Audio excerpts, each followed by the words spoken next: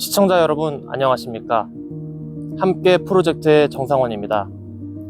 여기서 함께 프로젝트란 누구도 소외되지 않고 함께 나아갈 수 있는 사회를 만들어보자 라는 의미를 담고 있습니다.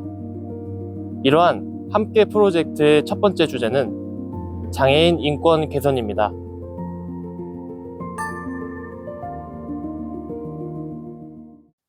장애인 인권 개선은 사회 통합과 더불어 인권에 있어 매우 중요한 주제입니다. 특히 헌법 제10조와 장애인복지법 제1조에 근거하여 함께 나아갈 수 있는 사회를 만들기 위해 장애인 인권 개선을 함께 프로젝트의 첫 번째 주제로서 적합하다고 판단하였습니다. 장애인 인권 개선의 주제 중 중요하다고 판단한 4가지의 소주제를 중심으로 말씀드릴 예정입니다. 등록장애인 및 미등록 자폐인 지원, 1인 가구 장애인, 장애인 이동권 현황 및 개선, 앞으로 우리가 나아가야 할 길, 이렇게 나누어 세부적으로 말씀드릴 예정입니다. 시작하기에 앞서 시청자분들께서 더 쉽게 이해하실 수 있도록, 그리고 우리가 앞으로 나아가야 할 방향에 대해서 말씀해 주실 수 있는 특별한 분을 모셨습니다. 국회의원 5선 제37대 전라남도지사 제45대 국무총리를 지내신 존경하는 이낙연 총리님이십니다. 많은 분들께서 장애인 인권 개선에 관심을 기울이실 수 있도록, 특히 대학생분들께 마음이 닿을 수 있길 바라시며 총리님과 이낙연의 사유팀께서 인터뷰를 도와주셨습니다. 감사의 말씀을 드리며 이제 시작하도록 하겠습니다. 첫 번째 소주제는 미등록 자폐인 지원입니다. 최근 청원 24에 미등록 자폐도 장애인으로 등록할 수 있도록 장애인 복지법 개정이 필요합니다 라는 청원이 올라왔었습니다. 간단히 정리하여 말씀을 드리자면, 장애인 복지법에서의 장애 정도를 심한 장애와 심하지 않은 장애로 구성되는데, 시각, 청각, 지체, 뇌병변 장애 등은 두 장애 모두에 속할 수 있지만 자폐성 장애는 오직 심한 장애만 인정되는 것에 문제를 제기하였습니다. 이는 장애인으로서의 권리와 복지 혜택을 받지 못하고 사회적 소외와 차별, 즉 낙인의 문제, 심리적 고통과 스트레스, 장애인 등록의 어려움으로 인해 군대에 징집될 수 있는 징병의 문제로 나눌 수 있다고 명시하였습니다. 이러한 문제를 해결하기 위해 정부가 당사자의 목소리를 직접 듣고 이에 맞는 인정 범위와 등록 조건을 재정비해야 한다고 의견을 제시하였습니다. 이에 대해 총리님께서는 어떻게 생각하시는지 여쭤보았습니다. 모든 정책, 특히 지원 정책에는 어떤 사각지대가 있어요. 어떤 사각지대냐 그러면 등록됐거나 허가받은 사람들만 지원 대상으로 삼는, 예를 들면 천재지변이나 기상재해 때문에 농업용 시설이 무너졌다. 근데 누가 지원 대상이냐 그러면 축산업자로 등록되어 있는 사람만 지원 대상이라든가. 이게 왜 중요하냐 그러면 등록하기 싫어서 안 하는 게 아니라, 허가받기 싫어서 안 하는 게 아니라 돈이 없어서 시설 기준을 충족하기 어려우니까 등록을 하거나 허가를 못 받고 있을 거 아니에요. 더 어려운 사람이 그럴 수가 있어요. 그런데 등록 안 했다, 허가 안 받았다는 이유로 지원 대상에서 빠지면 이중으로 손해가 되잖아요. 그렇죠. 네. 이 자폐를 포함한 미등록 장애인 문제도 그렇습니다. 모든 정책이 등록 장애인 중심으로 되어 있기 때문에 미등록 장애인은 지원 대상에서도 빠지는데, 실제로는 등록하기 어려운 어떤 사정이 있기 때문에 그러는 거예요. 그렇죠? 네, 맞습니다. 네. 그런데 그 사정을 돌보지 않고 등록 안 했으므로 지원 대상 아니다라고 하는 건 현실과 괴리될 수가 있는 것이지요. 실제로 등록 장애인보다 미등록 장애인이 서너 배, 3배 정도 많을 것이다 하는 추산을 하고 있잖아요. 네, 맞습니다. 네, 왜냐 그러면 공식적인 장애 출연율이 지금 5.39%로 되어 있는데 국제적인 장애 출연율은 18.7%, 3배거든요. 그러면 그것을 기준으로 보면 우리나라의 인구의 5.1%가 등록장애인으로 되어 있는데 264만 명이. 미등록 장애인은 그것의 두세 배 많을 수도 있다, 이런 얘기죠. 그런데 그분들이 모두 법의 보호 대상에서 배제된다. 굉장히 심각한 정책이 공허해질 수 있는 것이죠. 네. 더구나 이제 아까 자폐성 미등록 장애인의 경우는 기준이 미달한다든가 또는 기존의 관념으로 볼 때는 기준에 안 맞다든가 이런 것 때문 아니에요. 네, 맞습니다. 그러면 장애가 있다는 현실에 맞게 기준을 바꿔줘야지 기준에 따라오라 그러는 건 안 되는 것이지.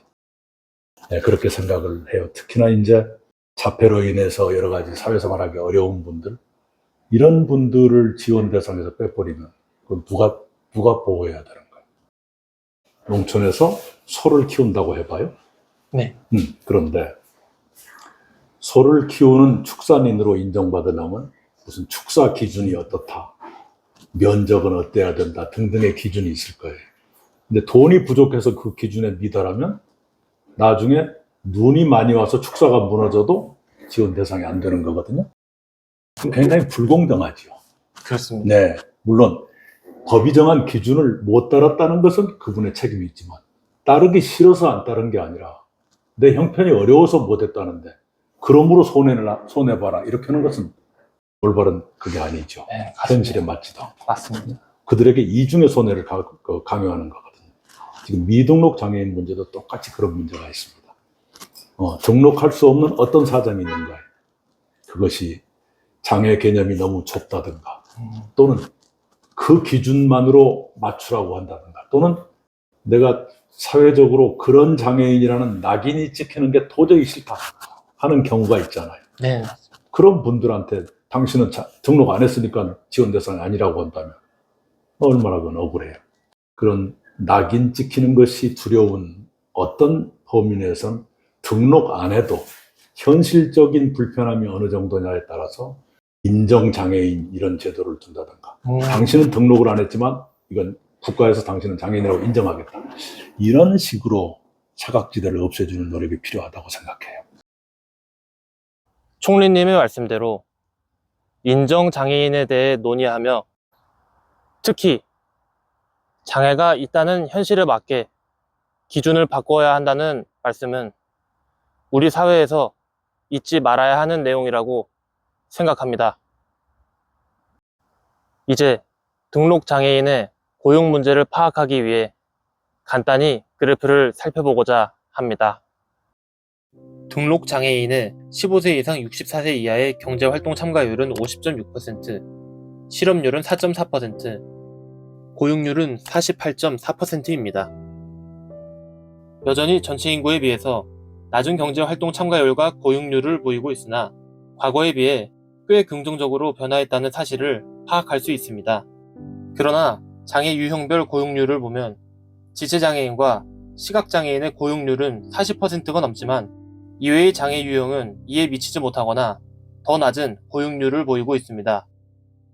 중증장애인의 경우 23.4%, 경증장애인의 경우 38.5%의 고용률을 보이는 등 개별적으로 보았을 때 해결해야 할 문제가 많음을 파악할 수 있었습니다. 이러한 문제를 개선하기 위해 어떻게 나아가는 것이 중요할까요? 우선은 그 장애인이 현실에 존재하는 비율에 비하면 장애인 의무 고용률이 너무 낮아요. 네, 맞습니다. 네, 지금 공공이 3.8, 네, 민간이 3.1%로 되어 있잖아요. 맞습니다. 그 2029년까지 4%, 3.5%로 단계적으로 상향 조정한다는 얘기인데 대상 그 사업자가 상식을 놓자 50인 이상 고용업체들이란 말이에요. 그런데 독일은 어떻게 하고 있느냐? 20인 이상 사업장에 대해서 5%의 의무 고용률을 적용하거든요. 그러니까 우리는 50인 이상의 공공 3.8, 민간 3.1인데 독일은 공공 민간 관계없이 20인 이상 사업장에 5% 의무 고용을 적용한단 말이에요. 조금 목표를 높일 필요가 있지 않는가 싶어요. 네, 그리고 현실을 보면 특히 기업들의 경우는 장애인을 고용하는 대신에 고용하지 않고 고용 부담금으로 때우겠다는 그런 분위기가 있어요. 차라리 그게 싸게 먹힌다는 거예요. 지금 고용 부담금이 의무 고용 이행 비율에 따라서 조금 많이 이행하면 조금 싸게 내고 덜 이행하면 많이 내고 이렇게 돼 있을 거예요. 한 30만 원에서 190만 원? 네네. 네, 월. 그런데 독일은 의무 고용 미이행 시에 부담률이 높아요. 그러니까 좀 어렵더라도 고용을 하는 거죠. 전체를 놓고 보면 취업률이 조금씩 올라가고 있다. 그러나 장애 유형별로는 그렇지 않다. 중증 장애인의 경우 심각하다 이랬잖아요. 네. 독일은 중증 장애인을 고용하면 장애인 2명 고용한 것으로 인정해줘요. 그래서 의무 고용 비율에서 계산할 때 2명으로 쳐주는 거예요. 그럼 기업들의 부담이 적을 수가 있죠. 그런 거 한번 도입해봤으면 좋겠다 싶어요. 일본에서 하는 것 중에 우리나라 대기업이 좀 해봤으면 좋겠다 싶은 게 하나 있어요. 어떤? 이른바 특례 자회사라는 게 있는데 대기업들이 장애인만이 할 수 있는 업무를 전담하는 자회사를 만들어요. 그러니까 내가 큰 대기업이다.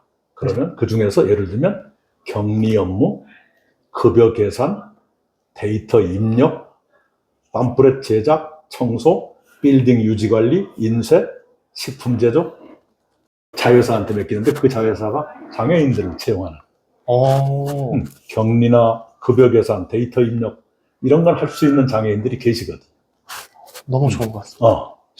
내가 외국 제도를 쭉 보면서 독일의 아까 그거하고 일본의 이건 한번 우리가 해봤으면 좋겠다 싶은 거예요. 그다음에 덴마크는 장애인들을 고용하고 특히 중증 장애인을 고용해도 그 능력에 맞는 시간 동안 능력에 맞는 업무를 하도록 배정을 하는데 그러다 보면 급여를 다 주기가 어려운 경우도 기업으로서는 있을 수 있을 거예요.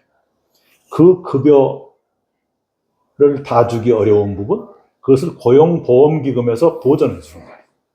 너무 괜찮은 것 같아요. 예. 그런데 외국 제도를 쭉 보면서 독일, 일본, 덴마크 이 세 가지 제도는 한번 우리가 해봤으면 좋겠다 싶어요. 해외의 좋은 사례를 저희 나라에 적용하도록 분석 및 연구가 진행된다면 저희 또한 한 단계 더 나아갈 수 있는 기회를 마련할 수 있습니다. 정책 자문가, 연구자, 교수, 그리고 학생 모든 분들께서 관심을 기울이신다면 충분히 좋은 결과가 나올 수 있으리라 믿어 의심치 않습니다. 장애인 취업자의 직업에 대해 말씀을 드리고 다음 소주제로 넘어가려고 합니다.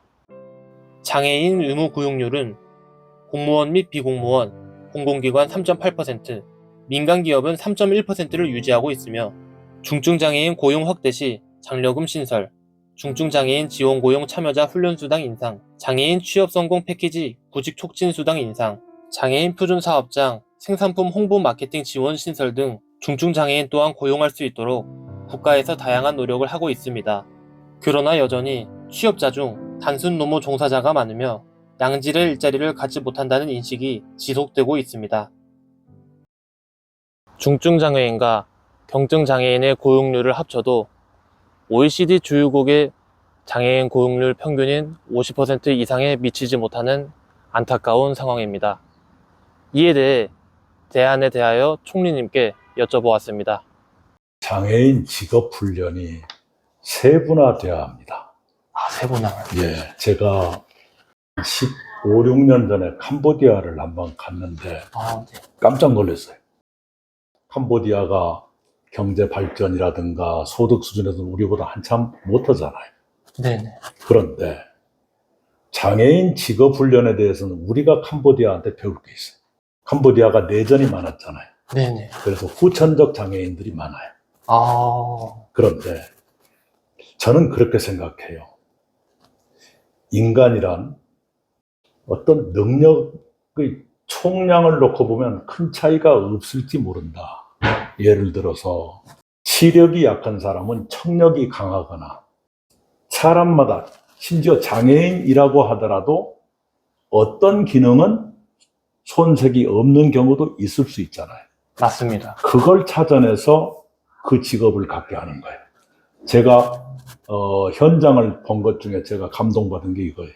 이 후천적 장애인들일 텐데 소녀들이 보석 세공을 하고 있더라고요. 아주 세밀한 거.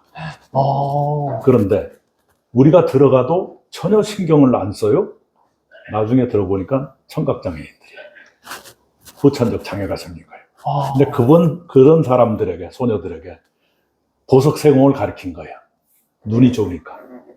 그런 식으로 장애가 있더라도 저 사람은 이런 능력은 가질 수 있다 하면 거기에 맞는 직업 훈련을 시키는 것. 근데 우리가 아직 그 단계에 못 가 있어요. 그래서 지금 직업 훈련 기관들이 있곤 하는데 굉장히 개인 맞춤형으로 그분의 장애 정도가 어느 정도냐 뿐만 아니라 남은 능력이 무엇이냐에 따라서 거기에 맞는 훈련을 시켜서 장애를 가졌더라도 사회 구성원으로서 당당하게 참여할 수 있는 어떤 걸 해주는 것. 이게 해야 된다고 생각해요. 장애인 직업학교나 직업훈련소 가면 굉장히 추상적이고 일반적이에요.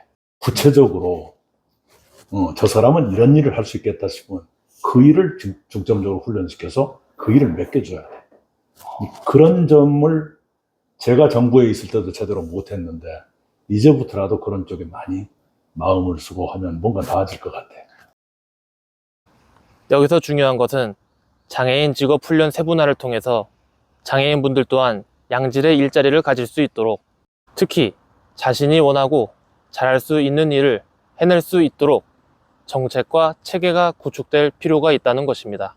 초기에는 많은 비용이 들 수도 있고 어려운 상황이 나타날 수도 있지만 안정적으로 체계가 구축된다면 경제적으로도 긍정적인 결과가 나올 것입니다. 무엇보다 사회통합의 명분으로서 의미 있는 활동이 될 것입니다. 두 번째 소주제는 장애인 1인 가구입니다. 총리님께 장애인 1인 가구에 대한 견해를 여쭤봤습니다. 전반적으로 1인 가구가 굉장히 빠른 속도로 증가해서 외로움에 문제가 생긴다거나 또는 고독사가 늘어난다거나 이 문제를 많이 생각했는데 거기에 장애까지 가지신 분이라면 이 중에 고립이 생기잖아요. 장애로부터 오는 고립, 1인 가구라는 것 고립. 이것을 우리 사회가 돕지 않으면 어떡할까? 특히 장애인 가구 중에 1인 가구가 26.6%네, 약 70만 명. 등록 장애인이. 네. 그 중에서 65세 이상의 고령 장애인 가운데는 39.4%가 독거예요. 1인 가구에. 자, 이런 분들은 이중의 고립을 어떻게 할 것인가.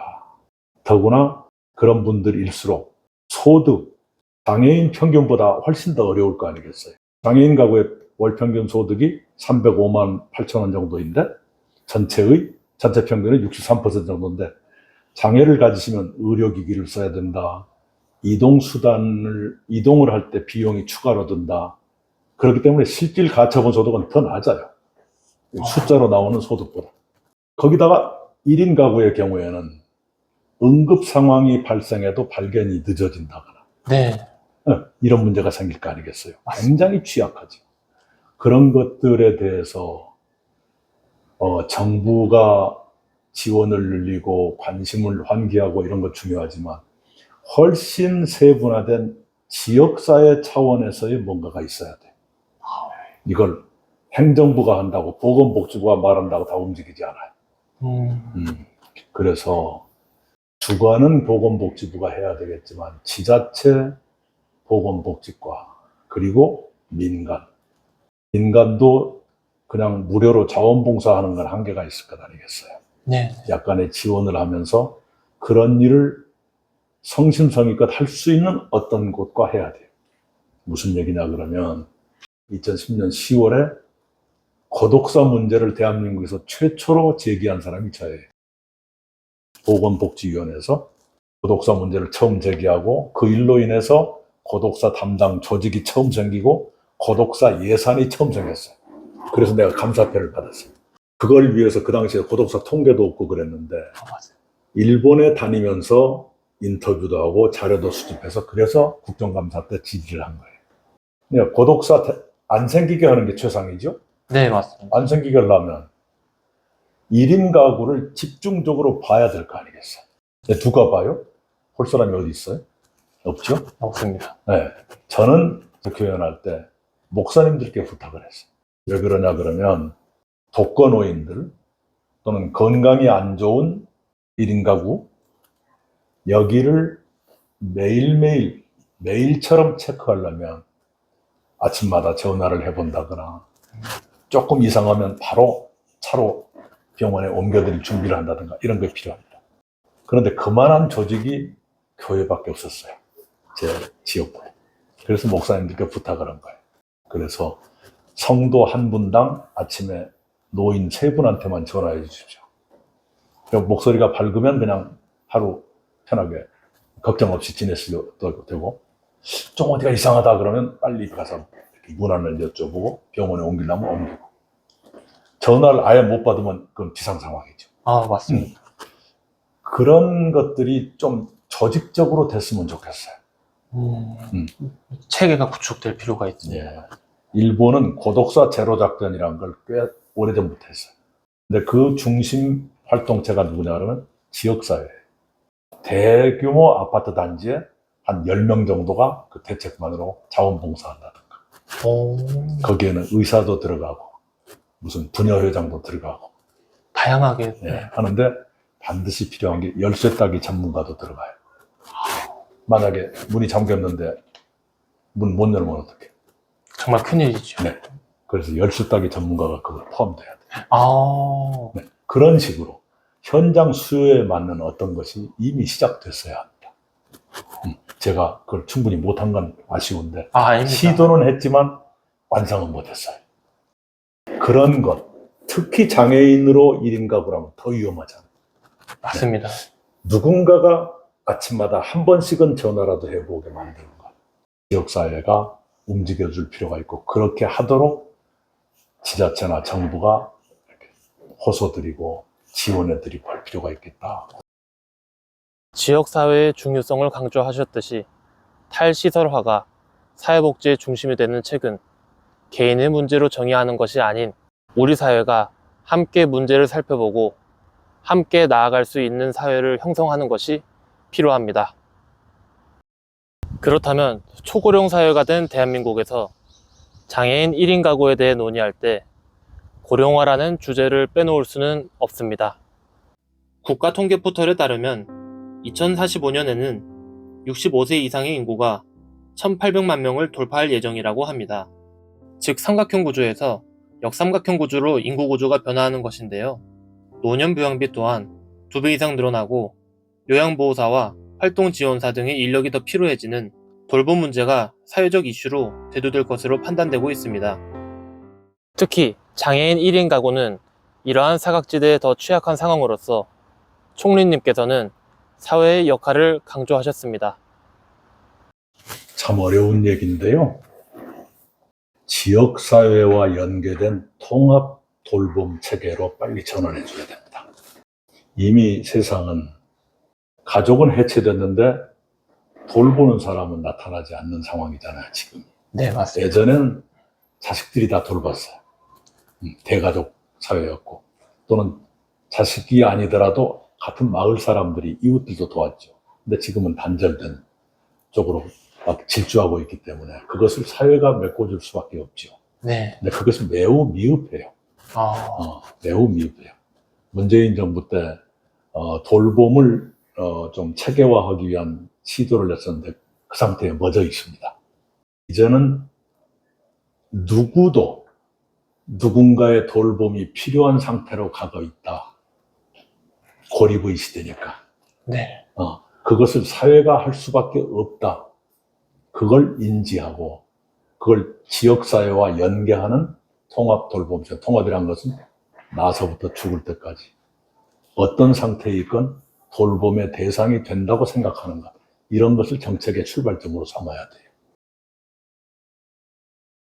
세 번째 소주제는 장애인 이동권 현황 및 개선입니다. 장애인 이동권 개선은 많은 분들께서 공감하고 있는 주제라고 생각합니다.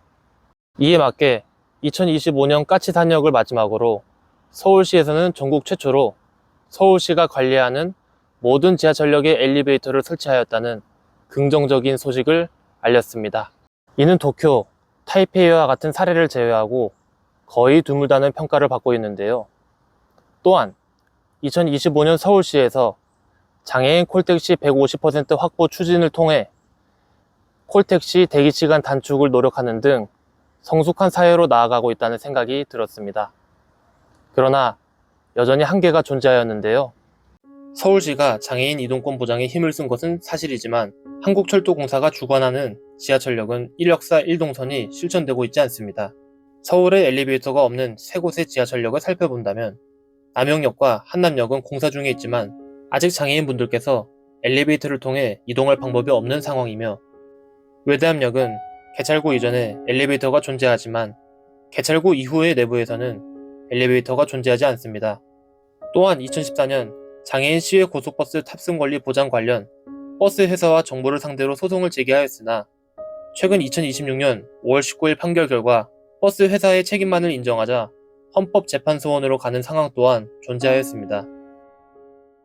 확실히 사회가 많은 노력을 하고 있지만 여전히 사각지대가 존재한다는 생각이 듭니다. 엘리베이터를 모든 지하철역에 설치했다. 외형상의 숫자에 만족해서는 안 되지요. 네. 실제로 아까 말씀드린 대로 철도공사가 운영하는 역에는 아직 없고, 설령 엘리베이터가 있다고 하더라도 그 밑에 들어가서 환승을 하게 돼 있잖아요. 엘리베이터 없잖아요. 맞습니다. 그러니까 약간은 좀 공허한 숫자일 수 있어요. 그것도 안 하는 것보단 낫지만. 네. 예, 그래서 환승 구조까지 감안한, 세계에서 기왕에 노력했다면 모든 세계 사람들이 배울 만한 어떤 걸 만들었으면 좋겠어요. 우리 서울 지하철은 세계 최고잖아요. 맞습니다. 그런데 장애인들께도 최고냐? 아직 꼭 그 정도는 아니잖아요.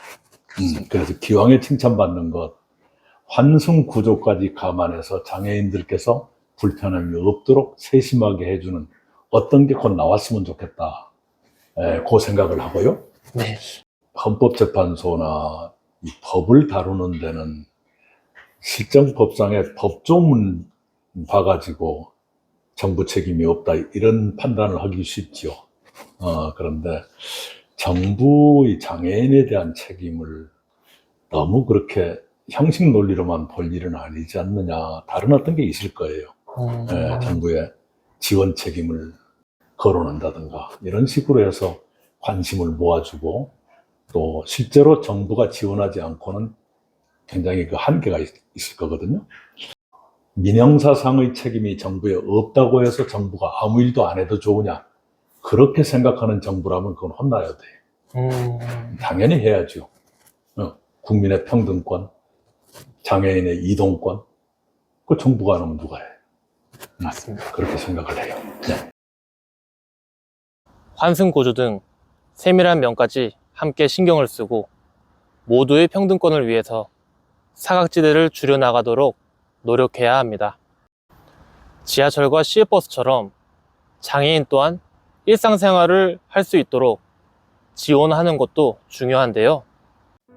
2026년 3월 23일 오마이뉴스의 휠체어 이용자 대상으로 한 인터뷰를 살펴보면 저상버스의 경우 승하차 시스템이 구조적으로 길어 주변인의 시선에 부담을 느껴 어려움이 있다고 설명하였습니다. 장애인 콜택시 또한 대기시간 문제로 서울에서도 개선 노력을 통해 조금이나마 나아진 상황이지만 여전히 30분 그 이상이 걸릴 수 있는, 불확실할 수 있다는 문제를 파악할 수 있었습니다. 특히 경기도의 경우 장애인 콜택시 운영수가 문제가 아닌 운전원 부족과 운영 구조 한계로 장시간 대기와 배차 공백의 문제가 나타나는 등 경기도민의 불만이 쌓이고 있었음을 중부일보를 통해 확인할 수 있었습니다. 전체적으로 대중교통은 출퇴근에 필요한 분들도 계실 것이고 일상생활에 문제없이 이동할 수 있도록 목표를 가지신 분들도 존재할 것입니다. 이러한 문제를 차근차근 해결해 나가기 위해서 어떻게 해야 할까요? 저상버스 도입이 지하철 엘리베이터보다 훨씬 저조하죠. 전국적으로 보면 지금 2% 수준인데 저상버스 도입률이 아, 서울은 그래도 66% 수준인데 마을 버스를 포함하면 40%가 안 돼요. 아, 그래서 도입 의무화했다는 것이 무색합니다. 네, 그리고 아까 시각장애인 문제를 말씀하셨는데 시각장애인들을 위해서는 승하차 위치를 알려드린다거나 또는 어떤 상황에서 위험을 알린다거나 그런 것이 필요할 텐데 아직 거기까지는 관심이 못 가고 있는 것 같아요. 정책적인 관심이.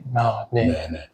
콜택시는 장애인들이 가장 선호하는 것이죠. 네, 맞습니다. 그런데 만성적인 공급 부족 상태이죠. 평균 대기 시간이 39분. 30분 이내 탑승하는 게 50%밖에 안 된다. 최장 3시간을 대기하는 경우도 있다. 그것도 서울과 지역의 격차가 최대 7배까지 차이가 난다. 저도 지방에서 지사를 해본 적이 있는데 장애인 콜택시가 참 어려워요. 특히 출퇴근 시간 이동. 장애인은 거의 정시 출퇴근이 불가능합니다. 왜냐 그러면 장애가 없는 사람들하고 경쟁해서 탑승을 해야 되잖아요. 무슨 수로 경쟁을 합니까? 지하철에 탄다, 버스에 탄다. 지하철은 출퇴근 시간을 혼잡하니까 엘리베이터도 대기 시간이 길어지고 엘리베이터 내리고 나서 또 그것도 이동해야 되는데 장애 없는 사람처럼 빨리 들어갈 수도 없고 맞습니다. 저상 버스는 맨날 만차라고 지나가고 장애인 콜택시는 대기 시간이 더 길어지고 이런 식으로 해서 실제로 우리가 장애인의 이동권이라고 말하지만 출퇴근 시간은 거의 무용지물, 거의 도움이 안 되는 상황이거든요. 그래서 어떻게 해야 되느냐. 저상버스는 도입 의무화는 돼 있지만 실제로 의무를 강제하는 그게 약해요. 그리고 예외 노선 승인이 남발되고 있잖아요.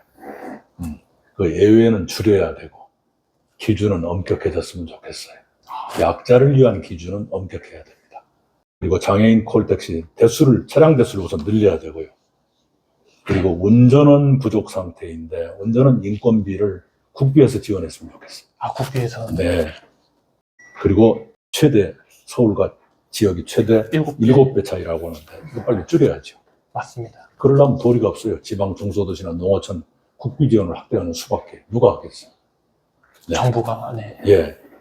그 다음에 지역 여건에 따른 맞춤형 이동수단, 바우처 택시라든가 DRT, 수요 응답형 수송수단, 교통수단, 이런 걸 확대해줘야 되고요. 출퇴근 전용 지원? 네. 이거 한번 해봤으면 좋겠어요. 이걸 현실화할 때는 굉장히 세밀하게 봐야 될 거예요. 예를 들면, 엘리베이터 장애인 우선 이용권, 저상버스 우선 탑승권, 콜택시 우선 예약권. 하기에 따라서는 가능할 것도 같아요. 그렇게 장애 없는 분들의 출퇴근을 방해할 정도로 장애인 출퇴근이 많은 것도 아닐 거예요. 맞습니다. 네. 그리고 우선권 주어도 괜찮을 거예요. 그러니까 그것을 어떻게 제도화하느냐. 예. 현실 감각이 있는 분들이 만들어 보면 될 거예요. 택시 이용이 제일 선호도가 높다 그랬는데 그 장애인 전용 택시, 콜택시를 이용할 수 있는 대상을 좀 넓혀줘야 돼. 지금 좀 제한돼 있잖아요. 맞습니다. 네, 그렇게 했으면 좋겠고 저상버스는 거기에 대한 지원 체계를 도입했으면 좋겠다. 그렇게 생각을 해요. 하나씩 해가면 못할 것도 없는데 관심이 자꾸 딴 쪽으로 가니까 그게 있죠. 지방과 수도권의 격차를 줄이고 장애인이 부담 없이 대중교통 그리고 장애인 콜택시를 이용할 수 있도록 세심한 노력이 필요합니다. 우선적으로 탑승할 수 있는 제도, 제한 완화 등 하나씩 해결해 나가는 것이 중요합니다. 마지막 소주제입니다. 이 주제는 시청자분들께서도 함께 생각해 주셨으면 좋겠는데요. 앞으로 우리가 더 나은 미래, 즉 장애인분들과 함께 나아갈 수 있도록 어떤 노력이 필요할까요? 모든 정책이 그렇지요. 특히 장애인 정책과 청년 정책은 더 그렇습니다. 무슨 얘기냐 그러면 그 정책을 입안하고 시행하고 사후에 평가하고 점검하는 그 모든 과정에 당사자를 참여시킬 필요가 있어요. 왜 그러냐 그러면 그 정책을 세우는 분들이 대체로 장애가 없는 분들이거나 청년이 아닌 분들이 청년 정책을 세우거나 장애로 고통을 겪어보지 않은 사람이 장애 정책을 세우거나 이러기가 쉽단 말이에요. 네, 그러니까 좀 공허한, 현실에 맞지 않는, 꼭 신발 신고 발바닥을 긁는 것 같은 그런 정책이 나오기 쉽단 말이에요. 네. 그래서 이제는 장애인 정책에는 장애인이 전 과정에 참여할 수 있도록 하고, 청년 정책에는 청년들이 전 과정에 걸쳐서 참여할 수 있도록 하는 게 좋겠다. Nothing about us without us. 우리가 없이는 우리가 하는 정책 아무것도 안 된다. 이 원칙을 정부가 받아들였으면 좋겠다고 생각해요. 당사자가 직접 참여하여 상황을 개선할 수 있도록 장애인 정책에는 장애인 분들께서 목소리를 내실 수 있도록 변화해야 합니다. 마지막으로 총리님의 말씀을 듣고 영상을 마무리하도록 하겠습니다. 누구도 소외되지 않고 함께 나아갈 수 있는 사회 열심히 만들도록 앞으로도 노력하겠습니다. 시청해주셔서 감사합니다.